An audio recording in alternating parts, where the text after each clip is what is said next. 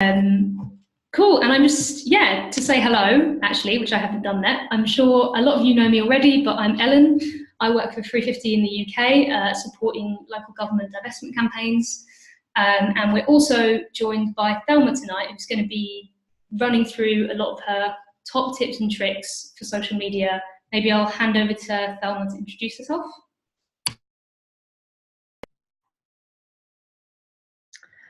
Hi, everyone. Can people hear me? Give me a plus in the chat box if you can hear me loud and clear. Great.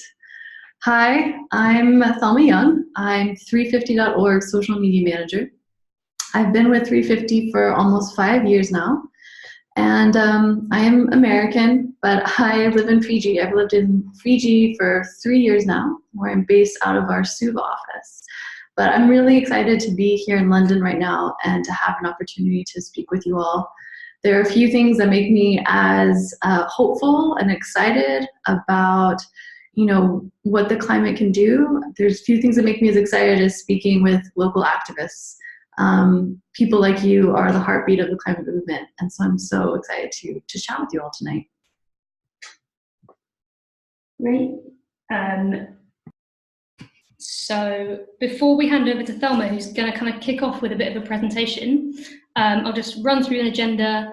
We're going to hear from Thelma, who's going to cover some of the kind of basics and give some kind of top tips and tricks for social media. And she's going to talk through that for about 20 minutes. And then we've got plenty of time for questions after that. So if things do come up while Thelma's talking, note them down in the chat box as we go along, or you can kind of remember them and we can come back to them at the end. And I just want to say that there's really, coming into this webinar, people will be coming from different levels of experience of using social media, of using digital tools for their campaigning, and all of that is totally okay. This hopefully will be useful whether you're a complete beginner that's never logged onto a social media site before, or whether you're completely addicted to Instagram. Hopefully there'll be something for everyone in here. And if something you're really interested doesn't get covered, please do ask it as a question at the end, because you're probably not the only person thinking it. Okay, so without further ado, I think I'll hand over to Thelma, and hopefully you've got a bit of a presentation and can share your screen with everyone. Cool.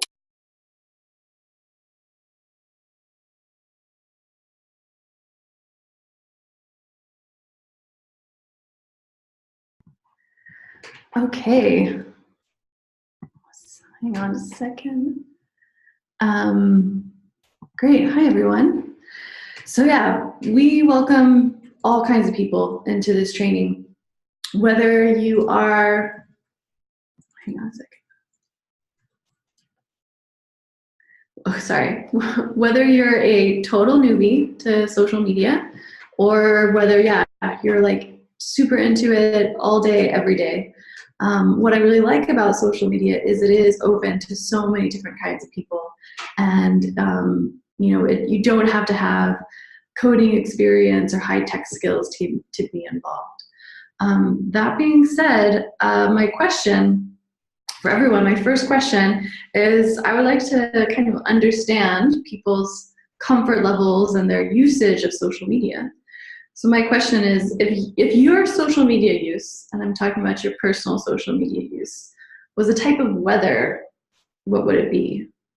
Is it a drought, like a dry desert, and it hasn't rained in ages, and you just have an account that you never post on? Are we talking about, a thunderstorm where you're, posting things on Twitter and Facebook and Twitter all the time? Is it more of like an afternoon rain shower where maybe you'll post a few things in the afternoon after work and maybe do some scrolling. But if you can just put in the chat box, what kind of weather is your social media use? Someone's put Lewis put scattered showers with sunny intervals. Ooh, a tweet storm, light breeze. These are all great. Scattered torrential rain with long dry spells. I can picture that. I can definitely see that. Daily thunder and lightning, yes. I love this. Yeah, people's social media use is kind of all over the place. Light to medium heavy shower. Yeah, and maybe you are a scroller and a liker, but you don't, create as much content. Maybe you don't post as much stuff. People are all over the map, and that's okay. I don't think we should be on social media all the time, but it's good to kind of get a sense of people's comfort levels. Just a second, sorry. Why social media? This is where I'm just going to start. I'm going to start with a quick story about the first time that I personally noticed that social media mattered. It was 2007, and I was working for a human rights group in the US called the US Campaign for Burma, and we were advocating for the end to the dictatorship in Burma and an end to the conflict there. And in 2007, there was a revolution that erupted in the country. The first revolution in a long, long time. And all of a sudden, we went from nobody knowing about Burma to being on the front page of all these newspapers. And my job was to work with my boss and get information out of the country and to share with the rest of the world. So we would get video clips, photos, quick updates, and we had to figure out, how do we take all these photos, these incredible photos of a revolution happening, and how do we share with the world and then take that to inspire people to take to the streets in solidarity? How do we then use these images to spark change that we need? It was a crazy time. Facebook was brand new, and I can't remember if Twitter and Instagram really even existed yet, but we used blogs and YouTube and Facebook, and we're just trying to figure out how to use all this content from the ground. And so we saw in the span of just a month, just this eruption of attention. And that was the first time for me that I realized that, these tools, these online tools can be really, really powerful. And that's what kind of pulled me into focusing on that. And specifically focusing on how social media can help movements and campaigns. And what I like about social media is some of these things. With social media, you control the message. You don't have to wait for a journalist to come in and cover the story for you. You are in control. You can decide what voices get heard. You can decide what messages and narratives you want to use. You are your own journalist, and that's really exciting. I also like social media because this is where so many people are talking and communicating and organizing nowadays. Social media is where this is happening. So you're meeting people where you're at. You can talk to your university buddy, or you can talk with your grandma, and everybody's on there. And so it's not this high level thing. It's something very common for everybody. I also love social media because you can bring in a lot of voices. Something that I love when 350 has Global Days of Action is seeing the posts come in from all over the world. We'll have an Instagram post from Kazakhstan, or a Twitter video from Tokelau, and then we'll have like a Facebook post from Vancouver, Canada, and everyone can have a voice, and it all just kind of comes together to this beautiful array of diversity of voices. It's not just one voice. And I also love social media because you have the potential to reach so many people. And the example that I dropped in this slide is from the Sunrise Movement in the US. Some people may have seen this. Whether you know of Sunrise or don't know about Sunrise, that's okay, but they're a youth-led organization. It's brand new. And just a couple days ago, February 22nd, so 5 days ago, they posted this video clip that someone just filmed on their phone of them talking to a US Senator named Dianne Feinstein. Very simple clip, really simple.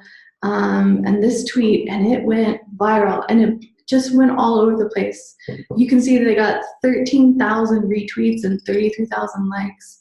This video was then covered in so many major newspapers, and it just really spread. you have the potential to really be a major voice and a major player, and at key moments really get seen. And I also love social media because it's again a great tool to support campaigns. It shouldn't be the only tool that your campaign uses, but it can be a great tool that you can utilize. So we've talked about, it is a tool, but I'm gonna talk a little bit about which tools can you use. I'm gonna focus on just Facebook, Twitter, and Instagram, but there's so many different other social media tools out there. And if you feel like using them, I also support groups that they can do that. On Facebook, there's lots of different things. We have pages, which is more like your kind of personal newspaper where you're broadcasting to a group of people. You then have groups where it's like a closed conversation and people can talk to each other. You have events where people can RSVP and say, I'm coming, give me the details. You also have just people's personal Facebook accounts where individuals are posting about what they feel. Facebook now has a lot more to do with videos too as well, which is they're really trying to get a foothold in the video market and take down YouTube basically. So there's a lot of different options there. Twitter is still pretty simple. You still got tweets. They're keeping it simple with their timeline. And Instagram is really taking off. We have posts, which are what appear in that scrolling feed. You have stories, which people post, and then they disappear after 24 hours. There's Instagram TV, which is the new feature where you can watch longer videos. And then you also have Facebook Messenger. I know I find myself using Instagram Messenger way more than I ever expected I would. And there's Facebook Messengers too, so there's all these different features. When we say social media, we just don't mean one thing. It's a lot of different options. That being said, what I always tell local groups, especially if you're a group with limited time and limited resources, don't try and do everything. You should really prioritize. Prioritize which accounts you want to use and how you want to do them. And here's 3 big questions that your team should ask yourself. Who do you want to reach? Say you want to reach young people. Well, then ask, where are the young people in your area? Where do they go to get information? Where do they go to connect with others? If you're trying to reach young people in your neighborhood and they're not on Twitter, don't use Twitter. If young people are on Instagram, use Instagram. So think about who you want to reach and where they go for information and how they use this. And that's really, really important. Don't try and have like an Instagram account just for the sake of having an Instagram account. Focus on just a few things that you can do really well. The other thing I've been telling groups more and more is to prioritize. And don't focus so much on maintaining a constant feed of content. Say, for example, your local group has a Facebook page, and you have somebody who's assigned to be posting on that Facebook page all the time, and you keep it updated. But then you come to the end of the week and you look at the stats on your Facebook page, and you're like, we only reached 100 people this week. Why am I spending time on maintaining this page? Well, I'm here to tell you that you don't have to do that. I wouldn't worry so much about maintaining that steady feed, but really prioritize key moments. If you have an action, a campaign, a meeting coming up, prioritize those key pieces of content and make sure that you create good pieces of content. And then I'll tell you later about how you can really make those important pieces of content really get seen and really soar. So, prioritize on the most important pieces of content, plan ahead, and then really think about, only like what's the most important platforms for you to use. Sorry, just a quick water break. Okay, we're gonna keep on diving in. And yeah, if you have questions, please put them in the chat. We're gonna go through them at the end of this quick presentation. Some basic social media principles. Be visual. So with social media, you have half a second to grab people's attention. So think about any images or videos that you post. What is the most striking visual? What's going to make people stop scrolling? How are you going to grab their attention? You also want to be concise. Share as much information in as little space as possible. For example, we're seeing a lot more newspapers kind of, take a tweet and embed that tweet and put it in their newspaper article. So imagine that you had one tweet to define and say what your action was, what your campaign was, and that was the tweet that was going to be embedded. What would you say? You want to say all the most important things, where you are, what you're doing, and why you're doing it, and what's that visual that will really hook people. Hang on a second.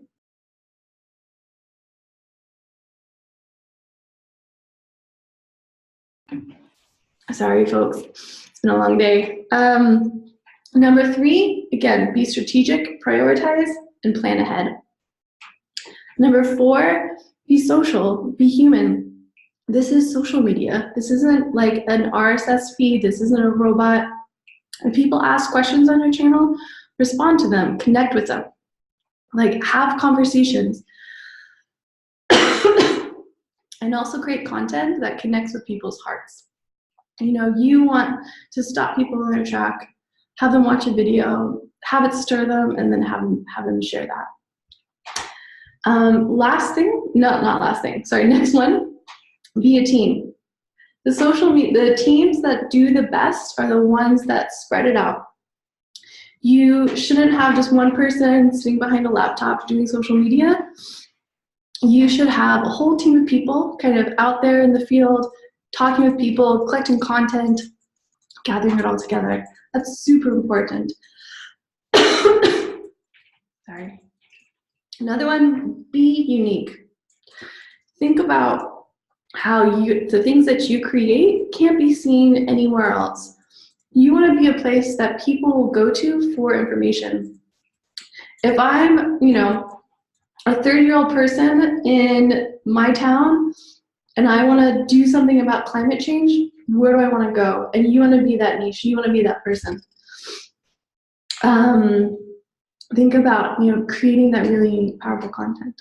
And the last one, be creative. Have fun. Think outside of the box. Try new things. Social media is changing all the time, and some of the best content is the most creative content. So let yourself be creative and have fun. Okay.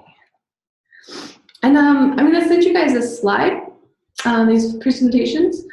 But here are 2 great examples that I put in here. One is an Instagram video from the Pacific Climate Warriors. There was an action in Australia, and one of the warriors, who's from Tokelau but lives in Australia, gave a speech, and they just recorded the speech and then shared it.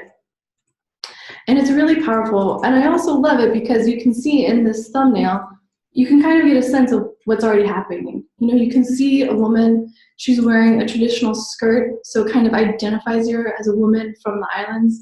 But you can also see she's at an action, a rally. You can see everyone's signs. So that makes me want to stop. It makes me want to click on it and see what is she saying. And then the text is, again, like short, sweet, powerful, and kind of gives you a glimpse, again, of like why you should sit and watch the whole thing. Another example is from 350 Canada, and they do awesome digital work. But this one is a good example because in this photo, again, you can grab someone's attention, and in a second, they can see what this is about. This is about a bunch of people who are stopping the Kinder Morgan pipeline, and I can see that. And if you read the text, it tells you how many people, where they were, and what they want. They're in Montreal, they're against the Kinder Morgan pipeline, and they want climate justice. And it's just so short and sweet. And it also connects to a live stream, which is also really awesome. But yeah, these are just 2 great examples of how people took so much information and created a really powerful piece of content with it. Social media is not just a news service, it's a way for people to campaign and organize together. So really, it's, again, social media is about being social. So say you have a petition and you want people to see the petition and you want people to sign it. The first thing you do might be able to post on your local group or page, but that's not the end. You want to build relationships with people. You want to find influencers. Maybe there's a local politician in your area who has their own followers. Maybe you can message them and ask them to share the petition. Maybe you can message all your school friends to also share it. You want to build relationships with people offline and online. And when you have important content, ask them to share it. Ask them to be a part of this petition. Hey, we have this great petition. Can you post it on your channels? That's so important. You also want to encourage people to share their own stories. Again, it's not just one petition post on one page. You should ask everyone in your group, post on their personal accounts why this campaign matters to you. And it's often those personal stories that people will think of and connect with, and then want to click on the campaign. Again, it's a social sphere. You want to connect with people's hearts. You'll encourage people to get involved. Don't just share the petition text. Have people share their stories and share the petition text. Next, the third one, when you're sharing campaign content, be visual. I see a lot of teams that share links to events or petitions, and they haven't thought about what's that image that's going to go with that. Finding the right image to go with your petition or your event or whatever campaign piece is so important. Don't leave that to last minute. And if you need to, go out with a group of people, take a photo, and create a whole new visual to go with that petition campaign. And then the next one is, again, create a diversity of content. No one piece of content is gonna really help a campaign soar. You're gonna need a lot of different things in a lot of different ways to really help tell the story of your campaign. Just gonna pause there for a second and take another drink of water. If anyone has questions as we're going along, do keep dropping them in the chat. We've got a couple already that I'm kind of noting down, and we'll make sure we'll come back to them in a little bit. So yeah, keep asking your questions. Yeah.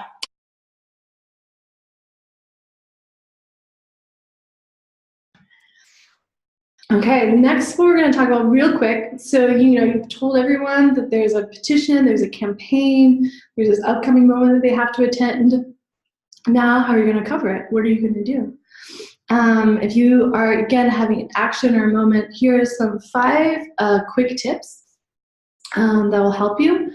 And we made this video for Rise for Climate that just happened, and I'm going to try and play it and see if it plays well. If you can't hear the sound, that's actually okay. Oops. What's happening? I just have to play it some more. Can you see it?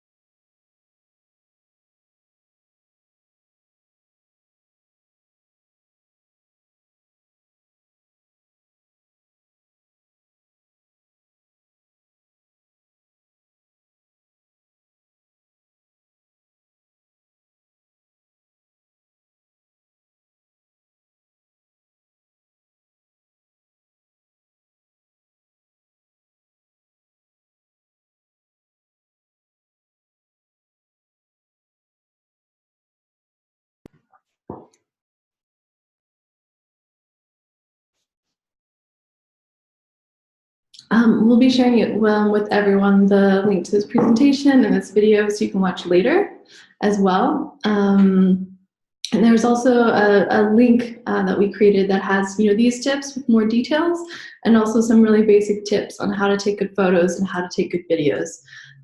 So we'll be sharing that with you guys also more. But yeah, I can't reiterate enough that if you're going to have an action, really plan ahead for how you want to cover it and think about all these different dynamics. So that if you're going to have an important moment, make sure it gets seen well, and then it can get shared even more widely. We'll share with you guys more about that. Make sure you're capturing the message and the spirit of your event. Use lots of different shots and angles. If you're going to be doing interviews, try and either get really close to someone so you can get the audio, or see if you can get a microphone.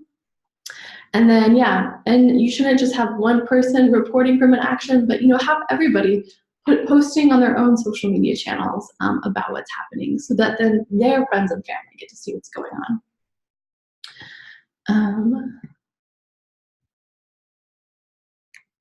And last but not least, here are some more resources that we have.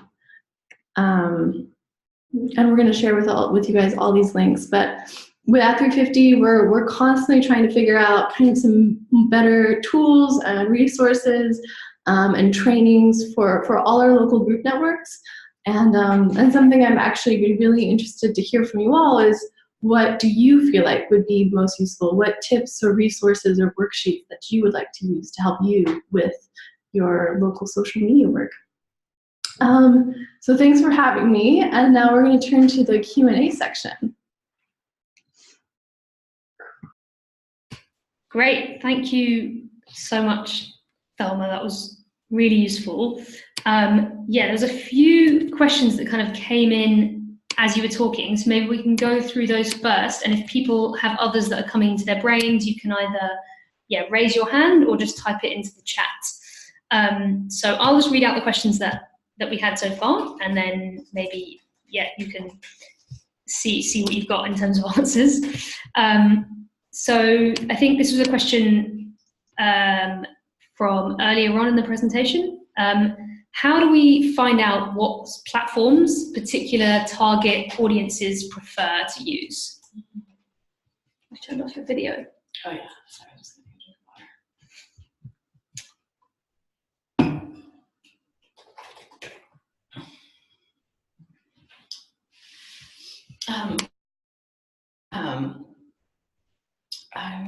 I'm a little sick right now. I've been traveling too much. How do you find out which platforms to use? Simple, ask people. I have a younger sister who's 21, and when I want to find out what the young people are using these days, I ask her. And she'll tell me, she's like, well, all the young people are obsessed with YouTube. I'm like, what? YouTube? What? And I'm like, well, maybe I should bring more YouTube influencers into my work if I want to reach young people. Or, if you have a target audience that you want to reach, hopefully you have someone from that target audience involved with your campaign. So the easiest thing to do, just ask people. Ask a couple people, what are people using? If we want to target politicians, though, also just do some basic research. See what your local politicians use. Do they have a Twitter account? Do they have a Facebook account? Are they active on them? So you can do some basic research, especially on like targets. If you want to hit a target like a politician or a company. Oh, have I been on mute this whole time? No, it's fine. I can hear you. Okay, all right.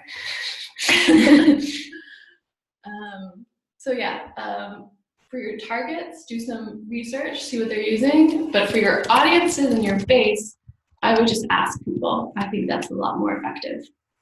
Cool. So as some of you maybe have now figured out, me and Thelma are actually sitting next to each other. You just can't tell that from the angles on our screen. Cool. Next question we had was just, could you suggest any good tools for editing videos for social media? Yeah, I'll take myself off mute. There's a couple really good free tools. There's this tool called Adobe Spark. We've all heard of, a lot of us have heard of Adobe, Photoshop, Premiere, Lightroom, those are the fancier tools. But this is a free tool that's online, so you don't have to download anything. It's just spark.adobe.com. And you can do video editing in there, and you can also do graphic design. It's a really fun and easy to use tool. And so if you want to like do any design templates, or if you want to make videos, that's a really good tool. And they also have a mobile version as well for your phones. They also have Adobe Premiere Rush. It's a little bit, you know, it's somewhere between these super basic editing tools and something more high-tech like Premiere or Final Cut Pro. There's Adobe Premiere Rush. It's a kind of like iMovie. It's really good. I think for that one you do have to pay, but if you're interested in making a lot of movies, I would look into it. Yeah, and then there's also this tool that 350 has started to use called Animoto, which again helps you make really easy videos. Yeah, those are some good tips. I would add to that as well. I would just add something that I've noticed when particularly like using Twitter to cover live actions is that if you're taking video clips on Twitter as you go along, it lets you kind of hold and take a video clip and then stop and then take a video of something else. So you can essentially, like, as you're going along, cut together a little mini video to cover an action. And another tool that I found really useful is Facebook has an inbuilt subtitling tool. And subtitling can be really annoying, but it's really important to do on Facebook videos because a lot of people don't ever turn their sound on to watch. And actually the Facebook subtitling tool has a kind of auto feature where it will try and guess what people are saying, which I think is actually pretty good. And it only usually requires a very minimal amount of editing after Facebook has kind of guessed as to what you're going to say.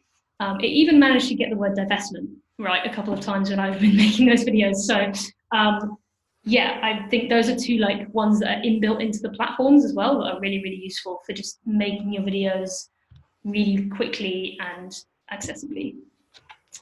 Moving on to another question maybe. This is a question from Adam in Enfield, who says that they've been trying to connect with other people in their local area on social media. And something they've been doing is going on the followers of other Enfield kind of related accounts on Twitter, or finding people whose location is listed as Enfield, and then trying to follow those people to get them to follow back, get them to take action. But it's quite painstaking. Do you have any tips of easier ways to kind of find people in your local area through social media? Yeah, I would probably a couple things I would do. You know, you want to, who are, you know, the main people of your group? Hopefully you have at least a small group of campaign supporters. You know, what I would do is have them post individual posts on their individual accounts. And hopefully that person then has networks in that town area. An important thing to note is that the Facebook algorithm is geared to make people see personal posts more so than posts coming from pages.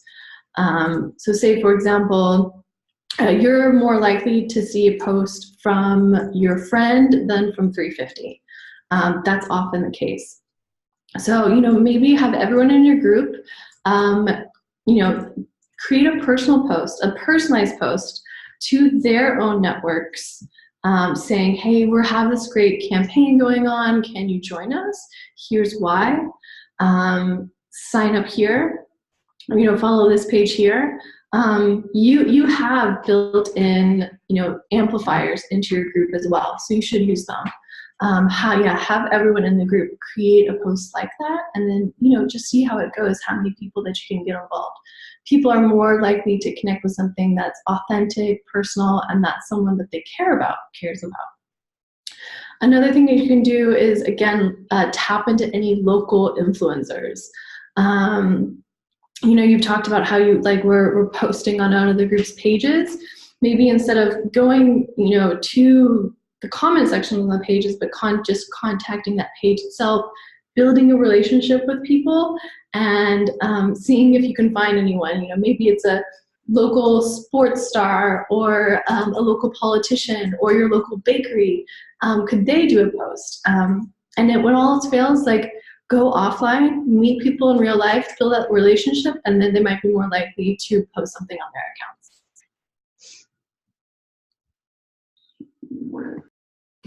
Cool.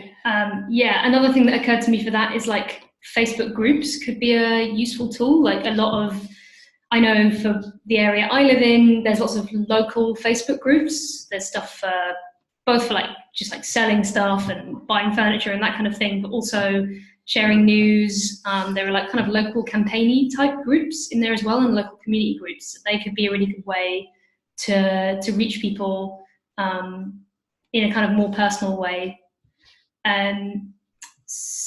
A kind of follow-up question that was quite similar, and maybe we've covered a little bit, was what are your thoughts on using campaign social media accounts versus personal ones? I feel like, yeah, do you want to add anything more on that, or do you think got it covered? Yeah, I think, campaign social media accounts can still be valuable, especially if your team is facing any persecution. The valuable thing about a campaign account is it makes it more anonymous, which can be good, and it can also make it seem like there's more people involved than who maybe are actually involved. It makes you seem more official, more legitimate, and so for major content, for like major actions, major campaign updates, it is good to have like an official account page, because it makes you seem like you're a legitimate group. If you have a local council person who you're trying to who you're trying to get them to listen to you, if you have an official Facebook page or a group, they might take you a little bit more seriously than if you're just a cluster of people. So there is still value in having an official page, or if you have the capacity for that. But also, again, think about your personal accounts as being a good resource as well to reach more people.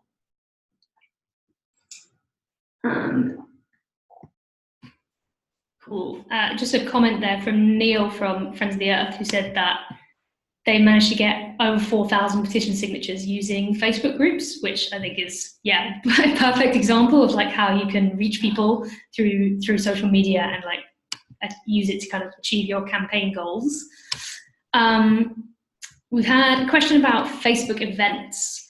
So I think this is probably something a lot of us have noticed, but how do you get people to want to attend? How do you deal with the disparity that often crops up between the number of people that say they're coming and the number of people that actually do?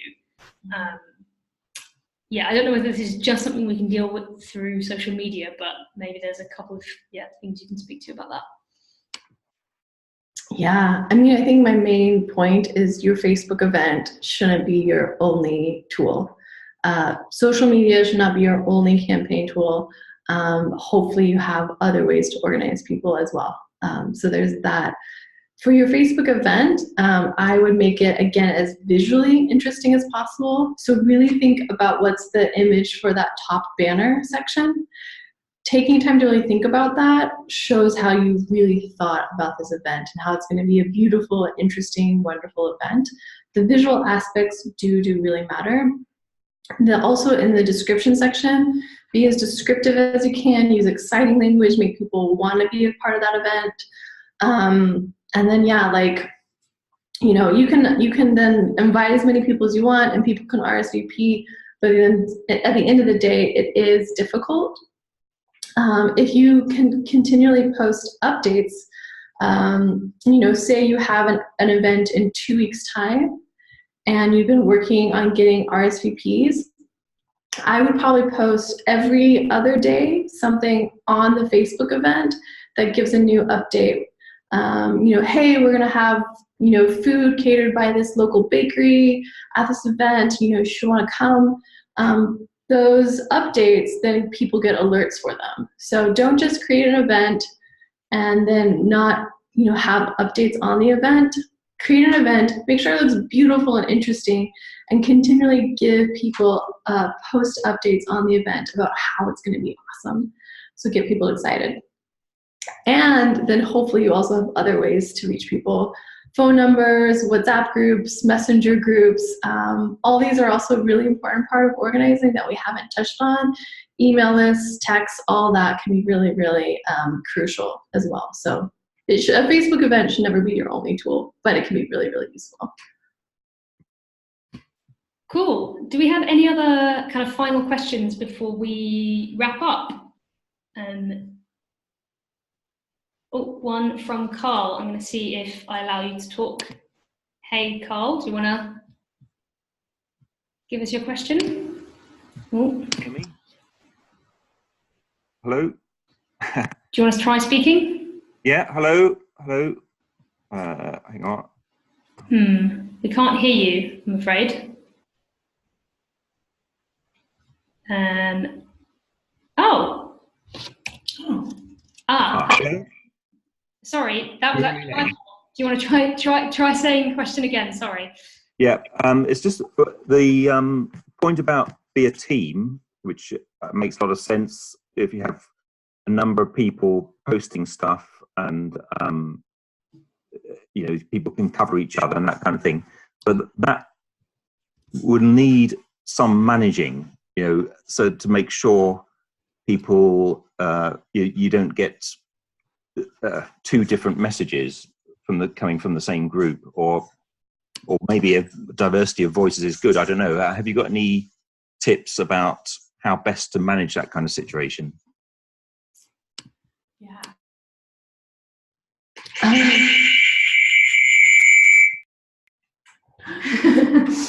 Great question. Yeah, if you have a group of people who are all feeding into, say, one page account, it can get tricky.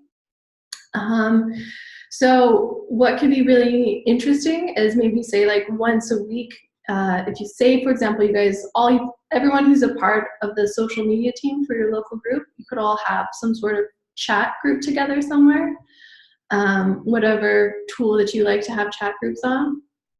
And you could say, hey, what are any big stories or things that we want to cover this week? So you can kind of decide if there's any major moments or events, and then who's going to work on that. So you can have like, you know, weekly or even monthly check-ins with each other. Then there are different scheduling platforms that you can use. There are tools like Buffer, like someone mentioned. It allows, you know, you can have your team accounts, and lots of people can then access and schedule and access that account and schedule a post so you can see what's coming up.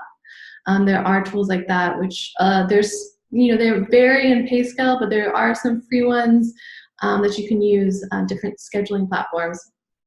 And then there's also, though, built into these accounts a lot of scheduling tools in them. So Facebook has a scheduling tool that's just built into their pages. So you can schedule things and then everyone else can see drafts and other things that have been scheduled. But yeah, I would find some system where everyone can schedule and access a channel, and then also just have, you know, regular communication between everyone, whether it's a monthly check-in, a weekly check-in, or whatever it is.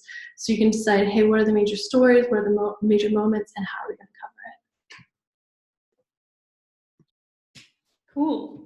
I think we're gonna wrap up. Oh, we've got one final question coming in. Oh no, it's the same question as before. It's fine. Okay, good. I think we're gonna cut off the questions there, unless there's one final. Oh, Adam does have another one. Yeah. Maybe you want to try and voice it out loud. Oh no. Okay. Is there a free tool that can mass follow lots of Twitter followers in a short space of time? E.g., people that follow the council's Twitter account. It used to exist, but seems to have been discontinued. Well, the first thing I would say is, why do you want to follow all those people? If you're following them with the hopes of them following you back, that can be really tricky. And if you use tools like this, you can often be reported as a bot, and then have your account like flagged or canceled. I can speak. So actually, I would steer you away from any bots like that. The better thing to do if you want followers is to just create great content, build relationships with people, build relationships with, you know, important people, rather than trying to do these tricks to build up followers. That'll get you more reputation, that'll get you more followers. It might take more time, but I think in the long run, it'll really help your campaign. I think, you know, looking at, you know, who's following the local council, that's really great.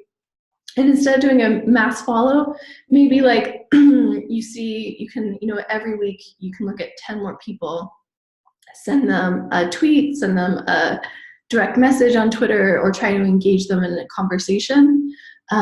Doing it a bit by bit, showcasing that you're a real person, showcasing that you have key information, that you care, that'll probably get you a lot farther. And yeah, like Ellen's posting, be a part of local events, like, show that you're at local meetings, use any local hashtags, hook into all that stuff, and show that you're a real group of amazing human beings who really care about these issues. That's honestly, authenticity and relationships will get you really far in social media. Cool. Thanks so much for that, Thelma. We're going to wrap up there, and I've got a couple of notices and stuff before we sign off. So the first one is just the presentation that Thelma went through today. I'm going to make sure to share around, particularly the Fossil Free Network email list. If you're not on the Fossil Free Network email list, you can just drop me an email to get added. I'll just put my email in the chat. And I'm also, may as well actually just share with you right now the link to view those slides. So there's the link, and you can feel free to share that with anyone you like. Yeah, we did record this webinar, and that recording will be available kind of maybe from tomorrow, from whenever I get around to uploading it. And you can also share that with other people in your group, or watch it back whenever you want. And yeah, as I said right at the beginning, this is kind of the first in a series of monthly calls we're now going to be having, monthly skill shares on lots of different topics. So the next call that we're having is on, when is it on? I believe, I wrote it down somewhere, yeah.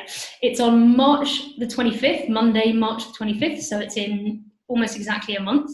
And that is going to be looking at how to build relationships with decision makers and influence decision makers. We've got special guest on that podcast, Titus from the Divest Parliament campaign. He's going to talk a little bit about the Divest Parliament campaign, where they're at, and how that campaign is going, how you can help out, and share the kind of tips and tricks that they've built up from working with so many MPs. I'm sure many of you have been involved in the Parliament campaign. Over 200 MPs now have signed that pledge, and a lot of that is through really amazing work building relationships with MPs. All of that's really applicable to councillors and other decision makers as well. So Monday the 25th of March, tune in again, and all the details of that will be sent around closer to the time.